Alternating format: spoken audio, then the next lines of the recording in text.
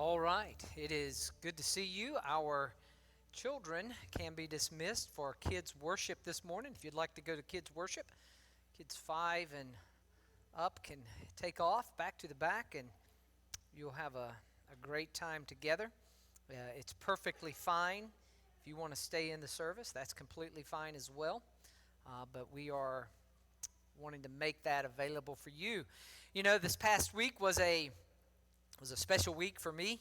I celebrated my birthday, and I received so many. Thank you, Miss Hannah. I paid her to do that, by the way.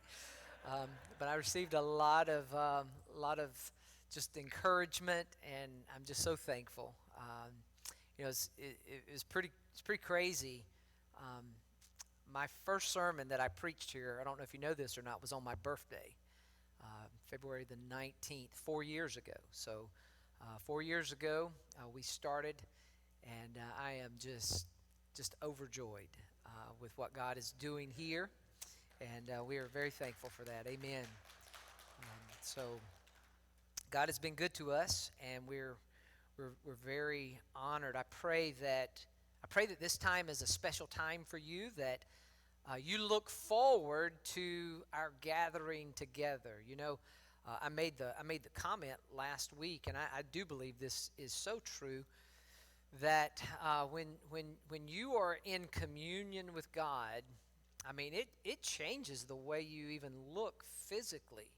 It changes your physical look, and I tell you, I've seen husbands and wives get a little bit closer together, you know, in the seats, and that's been encouraging, and physically looking good, just an excitement in the eye, and I'm very very excited to see God working in the life of our church, and we want to continue to pursue that. And certainly for the past several months, we have been working through the book of Hebrews. Wow, what a study!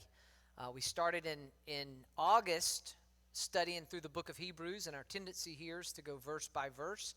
We believe that that's the way we should approach the text, and I tell you, it's been a great time. And what I want you to know when you think about the book of Hebrews, and incidentally, one of the joys of working through a book the way we do is that you really get to know the book. You really understand what's there, the material, the content, and it's no easy task to work through material like this. But you've done well. And as I think about Hebrews, the thing that I believe we need to understand and recognize is that the preacher has been saying to us now for 10 chapters that Jesus is greater.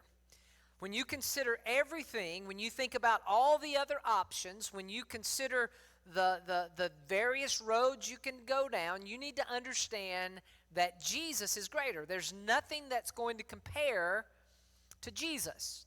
And so he's been in this deep theological conversation, making some very deep points, and we've been working through those. And now in chapter 10, particularly verse 19 is kind of that transition verse, because in verse 19 of chapter 10 we begin moving down the road of application. In other words, if Jesus is greater, what do I need to do in life as a result of that? What can I take from that reality? How can I apply Jesus is greater to life? How can I apply that? And so last Sunday, we had the opportunity to see one of the indicators of those who profess that Jesus is greater is that they do not forsake the assembling of themselves together. Listen, we need church. I need church. I need this. I need to be with church family. And the author, the preacher, he has said, do not forsake the assembling of yourselves together. Don't do it, because it's important for God's people to gather together. Now, why is that important? Well, he used the terminology. He said that we stir one another up, that we should encourage one another, that we should encourage one another toward faith and good deeds. That is the primary purpose of assembling together. he's really going to build on that. He's going to begin talking now about the importance of faith. You know, faith is a very, very important part of our life. We, as a church community, we claim to be a faith community. This is a faith community. But unfortunately, quite often we go through life and we don't really understand what that means. Well, there's going to be no mistake for you this morning, because the author, the preacher, is going to lay out for us what faith is. He's going to help us understand that. And the thing that I want you to realize is that the reason the preacher lays out for us the importance of faith and helps us understand faith is because the preacher understood that our faith is vulnerable, that it is very vulnerable, that it can flee at any moment. It is one of these things that ebbs and flows, and if we're not careful, we can find ourselves, as he put it earlier, we can find ourselves drifting away. And he has talked to us over and over again about the importance of not drifting. Do you realize that our very DNA, who we are, our makeup is to be a drifter? That's what we do. We drift well. We drift well. And all the time, the preacher is saying you need an anchor in your life. You need to be anchored to the greatest thing that you could possibly know. And he's going to talk to us about faith. Now, in chapter 10, we're not going to spend a lot of time here. We're going to focus our main attention on chapter 11 this morning, but he has some final words, an application that really helps us launch into chapter 11. And chapter 11 is the heroes of the faith section. It is the famous chapter that's all about faith. What he's going to say in chapter 10, beginning in verse 32, that you need to remember the example. You need to remember your example of faith. That is an indicator, just like not forsaking the assembling of yourselves together as believers, that is an indicator that you are in the faith, that you can step back and you can say, let me see examples. Let me think about my example. And so what he pushes us to do is to consider our personal example of faith in Christ. And listen how he describes it beginning in verse 32. He says, but remember the former days when, after being enlightened, that moment that you came to faith in Christ, that moment right after that period of time, listen to what he says. You endured a great conflict of sufferings, partly by being made a public spectacle through insults and distress, and partly by becoming companions with those who were so treated. For you showed sympathy to the prisoners and accepted joyfully, get this, the seizure of your property. You accepted it joyfully. I mean, what in the world? What are you talking about? Now, we know that the people he's talking to here are going to face great persecution. They're right around the corner of persecution. And he's saying that some of that persecution has actually already started. It's already been initiated. And you were treated poorly. And you still persevered in your faith. And others were treated even more poorly. And you sympathized with them. And in addition to that, when they seized your property, you let it go joyfully. Now, that just seems odd. That seems weird. How can you let your property go joyfully? You know, I got a 96 F-150, and nobody better mess with my truck, you know? It's my truck. As my granddaughter says, it's Pop's truck. But they joyfully let that go. Now, the reason they could do that is because of the motivation. What was motivating their faith? Look what he says in second half of verse 34. This is the motivation that he's speaking of. Knowing that you have for yourselves a better and lasting possession. When I think about my 96 F-150, it doesn't compare to what I'm going to receive in heaven. There's no comparison. I'll get a F-250 diesel in heaven, you know. Verse 35, therefore do not throw away your confidence, which has a great reward. For you have need of endurance, so that when you have done the will of God, you may receive what was promised. That the motivation for these believers is that they have their eyes on Jesus. And when you get your eyes on Jesus, don't take your eyes off.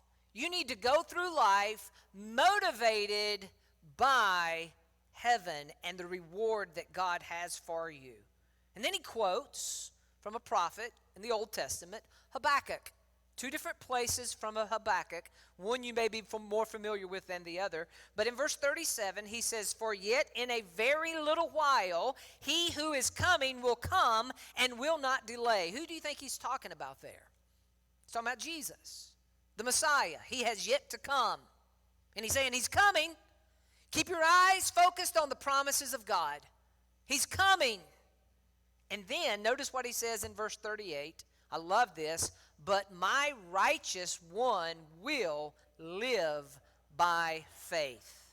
And if he shrinks back, my soul has no pleasure in him. How do the righteous live? According to Habakkuk, the righteous live by faith. And in fact, that is a passage that is quoted 3 times in the New Testament. You'll find it in Romans chapter 1. You'll find it in Galatians chapter 5. And then here in Hebrews chapter 10. He is quoting Habakkuk the prophet. The righteous live by faith. How do we live? We live by faith. That's how we live.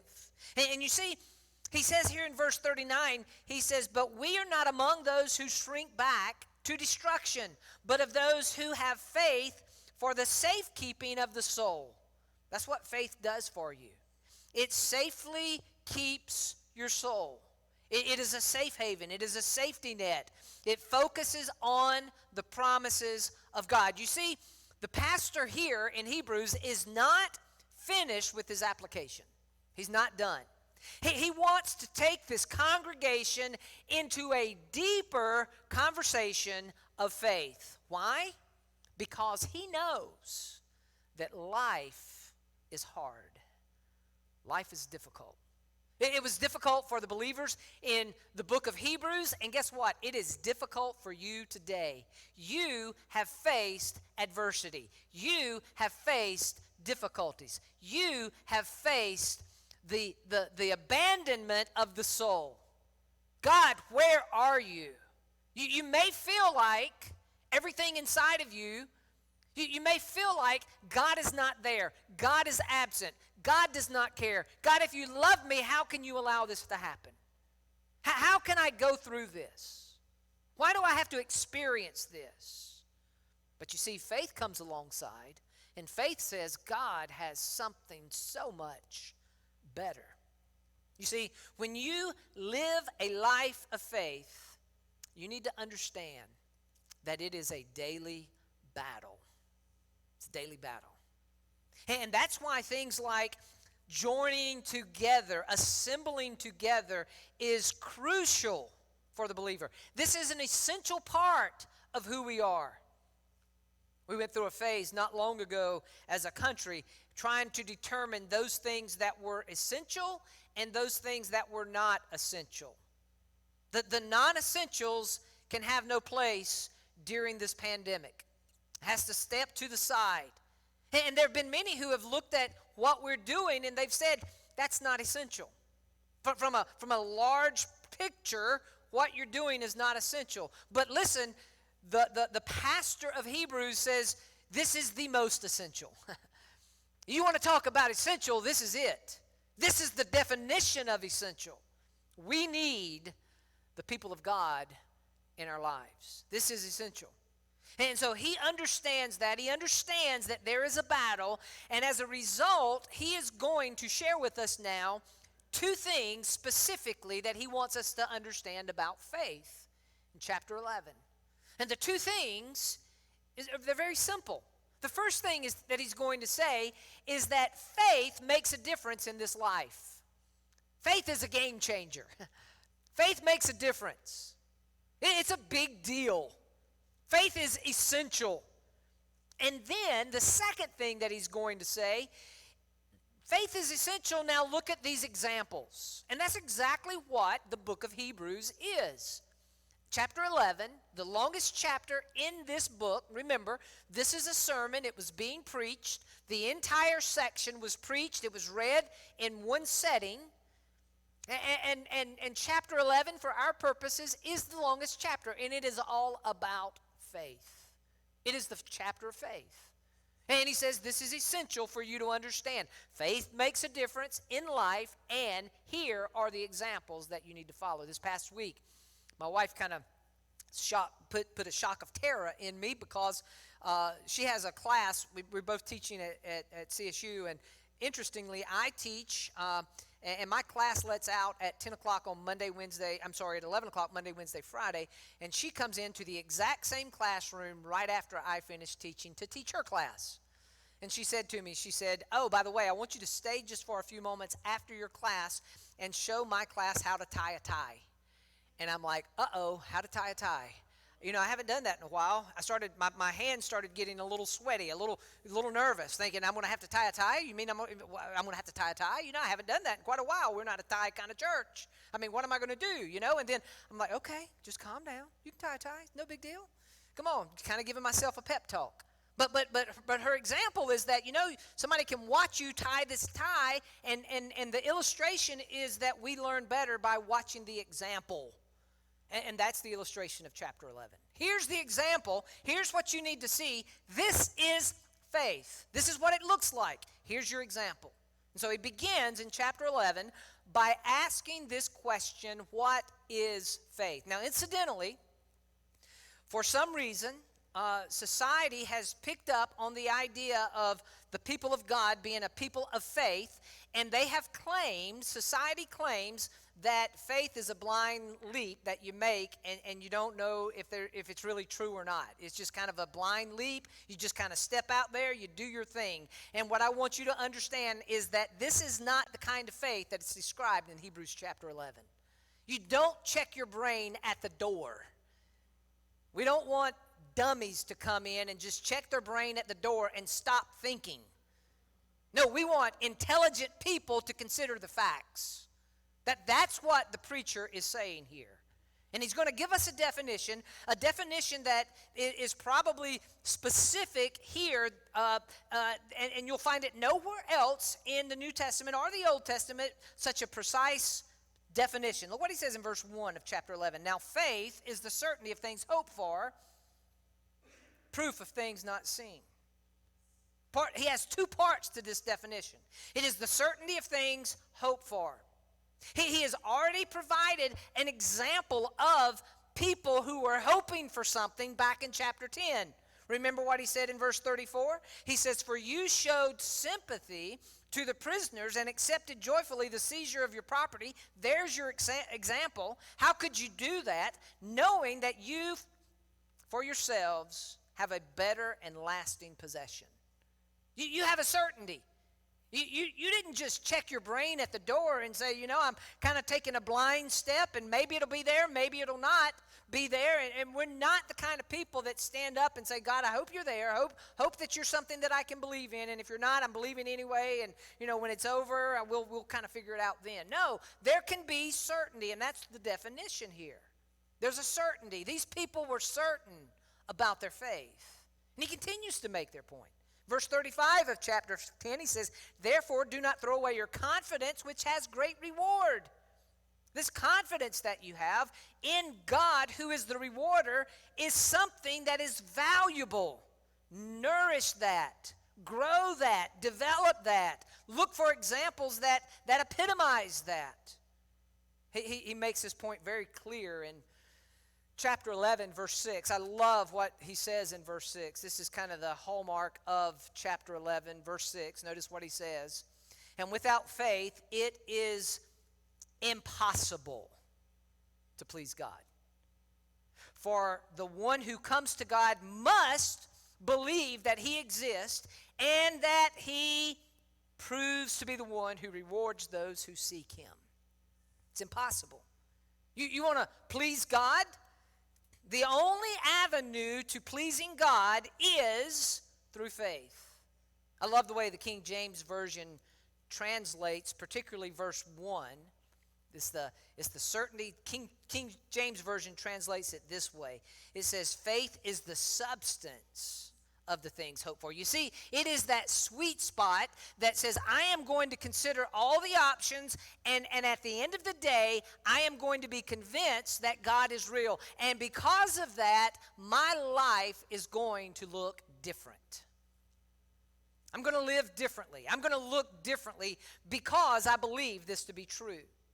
It's the substance of things hoped for, the evidence of things not seen.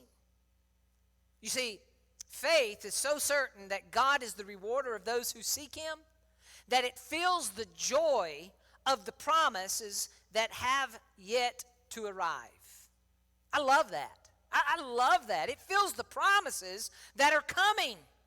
Faith is so certain that it feels the promises of future reward as reality. You know, the past couple of weeks around Charleston have been somewhat miserable. I mean, it's been raining like every day, you know, and it's been just dry and rainy and dreary, and I'm thinking, man, I left the North a long time ago, you know. I'm in the good old South. Why is it like this? I left this kind of stuff. Why is this happening? But there's an interesting thing that takes place. You let the sun come out just a little bit, and it can be 35 degrees outside, and people are putting on short pants and short sleeve shirts, and they're walking around in flip-flops. It's cold outside, but no. That sun is a promise that there's better days ahead. I'm getting ready. I'm imagining myself out on the beach with my feet in the sand, that water coming up, that nice 85-degree weather, nice little breeze coming in, no clouds in the sky. There are better days ahead. And it can be 35 degrees. And once you've gone through misery, you know that summer's coming soon. Put those flip-flops on. Wear those short-sleeve shirts. Hoping for something that has yet to arrive. That is faith. I'm hoping for this. And not only am I hoping for it, it has affected the way I do business. Look at the second part of the definition here in verse 1. Now, faith is the certainty of things hoped for. Here it comes, a proof of things not seen. I don't see it, but I believe it. God is true to Himself. And I can believe it because God is true. Now, faith is the certainty of things hoped for. Another way to translate this, you can use that word certainty in both places. Faith is the certainty of things hoped for and the certainty of things not seen. I love that. There's a confidence there. There's a certainty there. And I'm so confident in it that, again, it affects the way I do business. It affects my life. You see, when it comes to faith in God, there are two things that you need. And again, it mirrors in verse 6 of chapter 11. We've seen this. It's impossible to please Him without faith. Notice, for the one who comes to God must believe that He exists, and He proves to be the one who rewards those who seek Him. Two things that are essential for faith. You need to believe that God is real, and you need to believe that God is the rewarder of those who seek Him. There you go. There's the spot there. You need to go through life believing God is real and that God is going to reward those who seek after Him. You see, this is the kind of faith that's pleasing to God. It's a faith that has conviction. Stated in kind of the positive way here, very simply, faith that believes God is real and faith that believes that God is the rewarder is pleasing to God. Now, it is this kind of faith that is going to serve as our example throughout chapter 11. Again, we'll be in chapter 11 this week and again chapter 11 next week. Notice what he says in verse 2. For by it, this kind of faith, faith that believed God is real and faith that believed that God is the rewarder of those who seek Him, not any other kind of faith, not the faith that says maybe God's there, maybe He's not. Maybe the blessings that I have in life are from God. Maybe they're just coincidences that were, just kind of a random experience.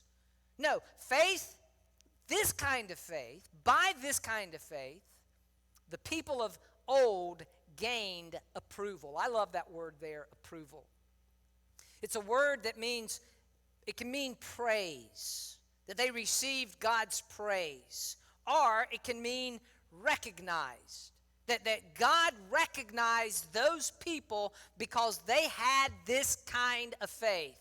God is in heaven, and he's looking out upon the land, and he sees that faith appear, and he says, I recognize that person because of his faith. I give approval to this person.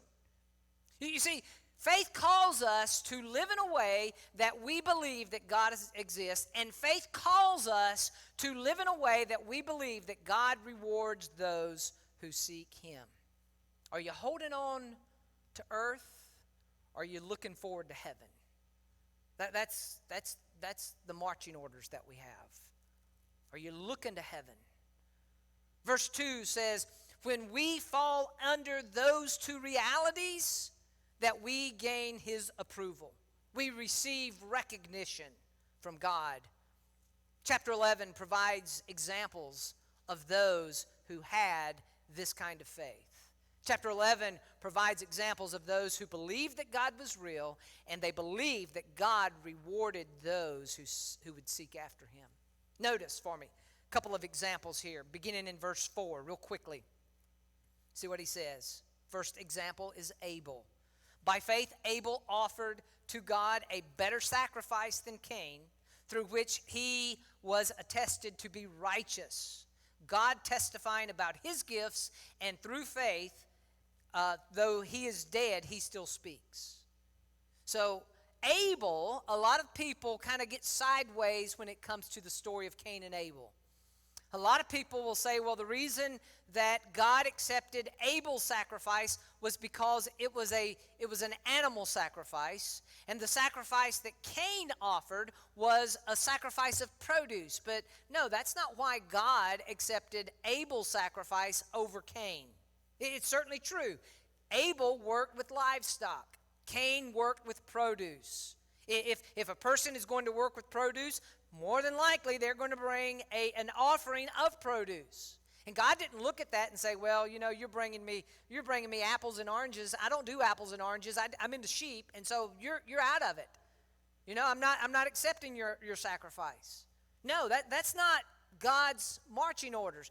God was able to see the heart of Abel, and he recognized that his heart was a heart that believed that God was real, and that his heart was a heart that said, God, I know that you will reward those who seek after you. That's why God accepted Abel's sacrifice over Cain. The next example is Enoch in verse 5. And it says, by faith Enoch was taken up so that he would not see death. I love the story of Enoch. And he was not found because God took him up. For before he was taken up, he was attested to have been pleasing to God. What pleases God? Faith. Enoch is the one who was pleasing to God. And it's interesting because Enoch is the great, great, great, great, great, great grandson of Adam. 6 greats there. And Enoch didn't die. He communed with God in such a way that God just took him up. Now, the big thing that we learn about Enoch is that his life was marked by what he could not see, but what he had hoped for. He couldn't see it, but he knew God to be faithful. And I love our next example, Noah. What an example. Notice in verse 7. By faith, Noah, being warned by God about things not yet seen. What's he talking about? He's talking about rain. Never seen rain, never seen a flood. He'd been warned about it, had never been seen. In reverence, prepared an ark for the salvation of his household, by which he condemned the world and became the heir of the righteous, which is according to faith. It's an incredible story. Noah had never seen rain. Noah had never seen a flood. He had never lived in Charleston, evidently. But it's interesting because you know what he did for 100 years? He prepared an ark. He'd never seen it, but he got busy. Why? Because God told him to do that. And because he knew from his experience that God could be trusted. I've seen that God's trustworthy. Everything God said in the past has come about. God can be trusted. I know from experience. I don't just have to check my brain at the door. Even though I've never seen rain, I know rain's coming. I don't know what it looks like. I don't know what it feels like. I don't know anything about it, but I know it's coming. And I'm going to get busy for 100 years building a boat, because me and my family, we're going to be floating down that water. And I believe that. Next example, Abraham and Sarah. Just want to read this for you. Listen, incredible story. By faith, Abraham, when he was called, obeyed by going out to a place which was to receive an inheritance. And he left not knowing where he was going. God told him to go. He told him to get out of Ur. God spoke to him. He didn't consult Siri and say, give me directions to the promised land. God said, when you get there, you'll know it. Verse 9, by faith, he lived as a stranger in the land of promise, as in a foreign land, living in tents with Isaac and Jacob, fellow heirs of the same promise. And he was looking for the city which has foundations, whose architect is the builder of God. He had a hope set on what God had promised him. That's where he put his focus. He didn't put his focus laying on his back, living in a tent. He put his focus on the promises that were to come. And I love verse 11. Listen to what it says about Sarah. By faith, even Sarah herself received ability to conceive even beyond the proper time of life, since she considered him faithful who had promised. God spoke to her and said, you're going to have a child in your old age. She didn't say, I don't think so. Obviously, she laughed like everybody else would. That's pretty funny. I'm going to have a child in my old age. That's a good one. But she heard it, and she believed it. And he considered her righteous because of her belief. Therefore, verse 12, even from one man and one who was as good as dead at that, there were born descendants who were just as the stars of heaven in number, and as the innumerable grains of sand along the seashore.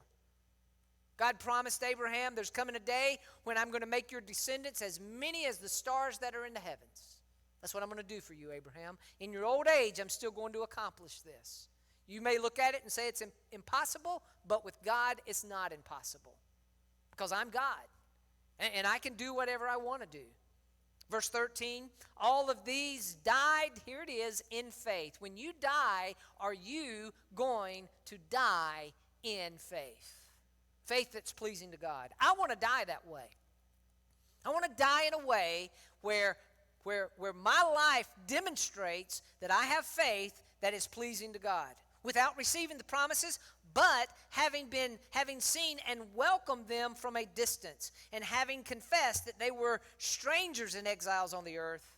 For those who say such thing make it clear that they are seeking a country of their own. And indeed, they had been thinking of the country which they left. They would have had the opportunity to return, but as it is, they desire a better country.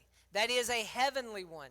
Therefore, God is not ashamed to be called their God, for he has prepared a city for them. I love that. God is faithful. God called them. They obeyed, and God rewarded. Isn't that beautiful?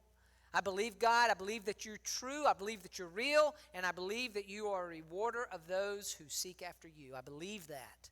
And because I believe that, it's going to affect Monday. It's going to affect Tuesday. I do life a little bit differently. So, application-wise, 2 things I want to share with you real quickly. 2 things. This passage calls us to intentionally look for examples of faith. Look for it around here. When you come into the door on Sunday morning, not forsaking the assembling of yourselves together, your eyes need to be open, and you need to be saying, God, show me an example of faith. Help me see faith lived out. Help me open your word, God, and as I read through the pages of your word, show me examples of faith here before me. God, I need to see it, because my life can easily drift away from this very important thing that I consider valuable to me. I'm a drifter. By nature, I drift. I need examples of faith. And then the second thing this passage calls us to do is that we need to look beyond those examples and we need to examine the motivation. What's the motivator? Do you believe that God rewards those who seek after him? You see, the preacher in the book of Hebrews has said that the faith that is pleasing to God believes that God is real and that God is the rewarder of those who seek him. Let's pray together.